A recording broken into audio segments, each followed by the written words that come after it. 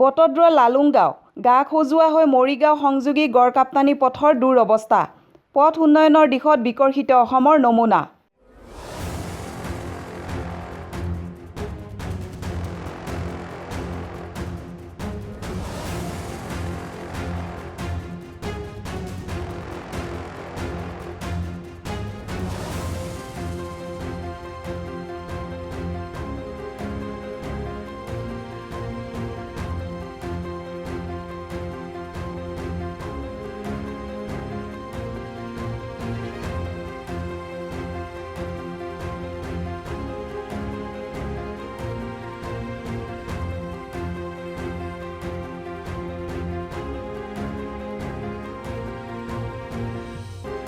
দৈনিক হাজাৰ হাজাৰ মানুহ অহা যোৱা কৰাৰ লগতে বটদ্ৰৱা তীৰ্থস্থানলৈ চমু হোৱা এইটো হৈছে লালুংগাঁও গা খজুৱা মৰিগাঁও হৈ গুৱাহাটীলৈ যোৱা সুগম গড়কাপ্তানি সংযোগী পথ। বটদ্ৰৱালৈ অহা তীৰ্থযাত্ৰী আৰু কেইবাখনো গাঁৱৰ ৰাইজৰ লগতে বহু ছাত্ৰ ছাত্ৰীয়ে নিতৌ যাতায়াত কৰে এই পথেৰে। বৰ্তমান পথৰ ওপৰত একাঠু পানী প্ৰায় এমাহ ধৰি এইদৰে কাপোৰ ওপৰলৈ কুচাই জমৰ যন্ত্ৰণা ভুগি পুৰুষ মহিলাসকলে যাতায়াত কৰি আহিছে। এই বাটেৰে এইদৰে পানী হোৱাৰ বাবে বহু তীৰ্থযাত্ৰী বটদ্ৰৱা থানালৈ লেতেৰা পানীৰ মাজেৰে অহা যোৱা বন্ধ কৰি দিছে। ৰোগীসকলক চিকিৎসাৰ বাবে নিবলৈ ফোন কৰি মাতিলে 108 সেৱাও পানীৰ বাবে নাহে। সৰু সৰু ছাত্ৰ ছাত্ৰীসকল পানীত পৰি স্কুললৈ যাব নোৱাৰা হয়। পথৰ মাজত পুখুৰী সদৃশ গাঁত। মুঠতে জমৰ যন্ত্ৰণা ভুগিব লগা হৈছে অঞ্চলবাসীয়ে। কেইবাবাৰো বিভাগীয় কৰ্তৃপক্ষৰ লগত যোগাযোগ কৰিও কোনো ধৰণৰ সুফল নোপোৱাৰ অভিযোগ স্থানীয় ৰাইজৰ।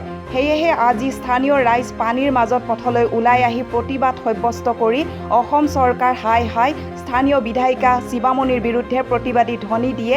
লগতে অন্য ঠাইবোৰত পথৰ উন্নয়ন কৰাৰ দৰে এই বটদ্ৰৱা লালুংগাঁও গা খজুৱা হৈ মৰিগাঁও সংযোগী গড়কাপ্তানি পথটো অতি শীঘ্ৰে মেৰামতি কৰিবৰ বাবে সংবাদ সেৱাৰ যোগেদি দাবী জনাইছে। মুর্দাবাদ আসাম সরকার মুর্দাবাদ শিবামণি বারা মুর্দাবাদ শিবামণি বারা মুর্দাবাদ শিবামণি বারা মুর্দাবাদ। হয়, আজি গড়কাপ্তানি পথত আমি দেখিবলৈ পাইছোঁ যে একাটো পানী আৰু গোটেই মানুহে প্ৰতিবাদ কৰিছে। চৰকাৰ হাই হাই শিৱামণি হাই হাই কি ক'ব? কি তাৰমানে কি এইটো আপোনালোকৰ নিউজ চেনেলৰ জৰিয়তে আমি অসম চৰকাৰক জনাব বিচাৰিছোঁ এইটোৱে যে আমাৰ যিটো বটদ্ৰৱা জাজৰি পিডালবি ৰোড, বটদ্ৰৱা শ্ৰীমন্ত শংকৰদেৱৰ জন্মস্থান, এইফালে বেছিভাগ মানুহ শান্তিজন বজাৰলৈ যোৱা অহা কৰে। কিন্তু আমাৰ দুৰ্ভাগ্য যে আমি এই ৰাস্তাটো আজি প্ৰায় 20 বছৰৰ আগত এবাৰ কাম কৰিছিলে, তাৰ পৰা আজিলৈকে এই ৰাস্তাটোত কোনো মেৰামতি হোৱা নাই। কিন্তু এই ৰাস্তাটোত এতিয়া বৰ্তমান 2 ফুটৰ ওপৰত পানী আছে। স্কুলৰ ল'ৰা ছোৱালী যাব নোৱাৰা হৈ গৈছে, মাদ্ৰাছাৰ ল'ৰা ছোৱালী যাব নোৱাৰে। বয়সস্থ মানুহে আজি 1 মাহ হ'ল মছজিদত যোৱা বন্ধ হৈ গৈছে, কাৰণ বহুত মানুহ পৰি পেলাই দুখ পাইছে।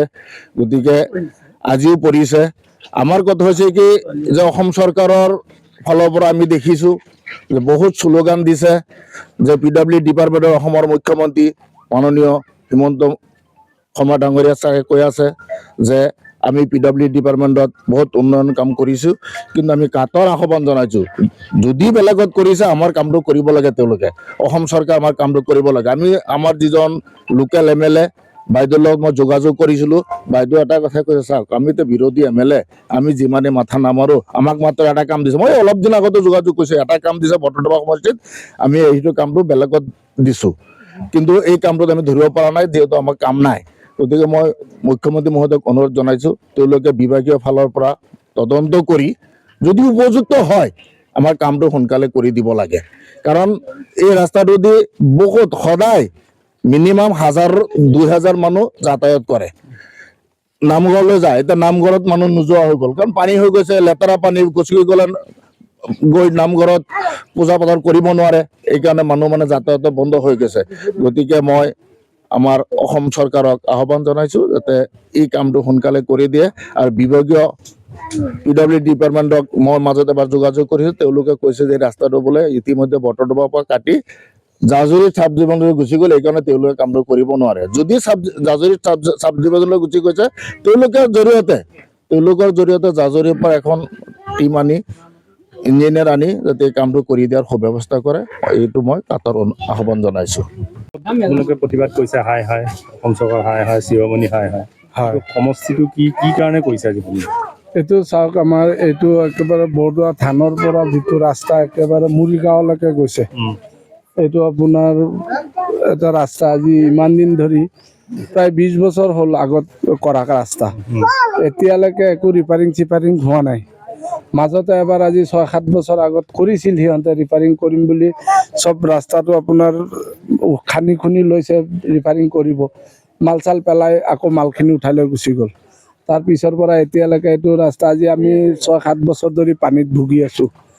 এই পানী হ'লে আৰু পানী কোনোফালে ওলাই নাযায় চাৰিওফালে ফিচাৰীবিলাকৰ পানী অভাৰ দি থৈ দিয়ে ৰাস্তাৰ পানীত বৰষুণৰ পানী সোমালে এইটো পানী আৰু কোনোফালে ওলাই নাযায় আৰু যিখিনি মানুহ আছে ফিচাৰী দিয়া মানুহখিনি চবৰ ঘৰে ঘৰে গৈ আমি হাতে ভৰিয়ে ধৰিছোঁ অলপ পানী দি ফিচাৰীৰ কমাই দিয়ক আমাৰ ৰাস্তাটো শুকাই যাওক। সৰু ল'ৰা ছোৱালী স্কুলত যায় মাদ্ৰাছাত যায় আমাৰ বুঢ়া মানুহখিনি মছজিদত যায় মছজিদত আজি 1 মাহ ধৰি ঘৰৰ পৰা ওলাই যাব নোৱাৰে।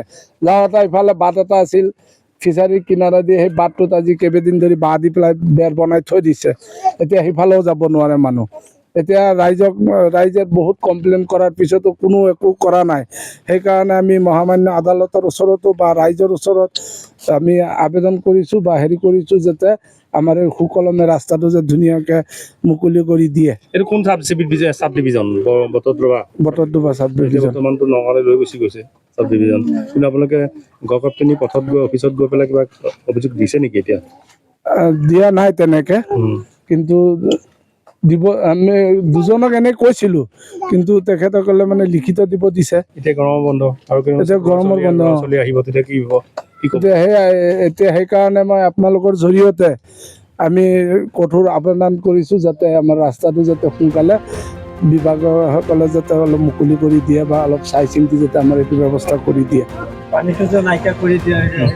বটদ্ৰৱাৰ পৰা নজৰুল ইছলামৰ ৰিপৰ্ট E24 লাইভ ব্ৰেকিং।